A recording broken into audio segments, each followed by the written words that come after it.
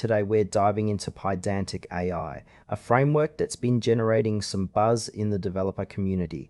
But is it really worth your time to learn, or is it just another trend? Let's find out. Pydantic AI is designed to make data validation and settings management in Python a breeze. At its core, it leverages Python type annotations to enforce data integrity, which can save developers a lot of headaches down the line.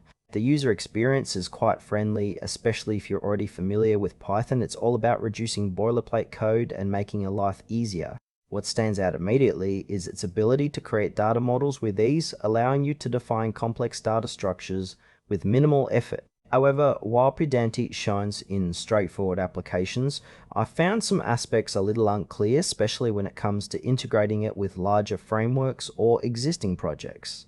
For someone just starting in AI data science, the documentation is decent, but could use more examples to illustrate practical use cases. Now let's talk about the pros and cons. On the positive side, Pydantic AI really excels at simplifying data validation, and its integration with Fast API is a big plus for web developers. However, a common frustration is that the learning curve can be a bit steep if you're not already comfortable with type annotations in Python. Another concern is the community support. While there are resources available, it feels less robust compared to more established frameworks.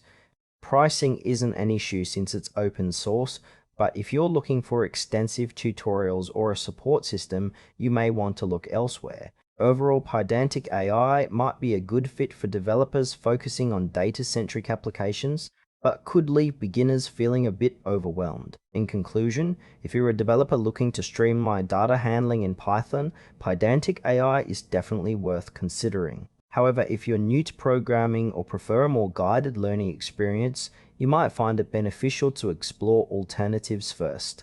It's a solid tool, but it's not for everyone.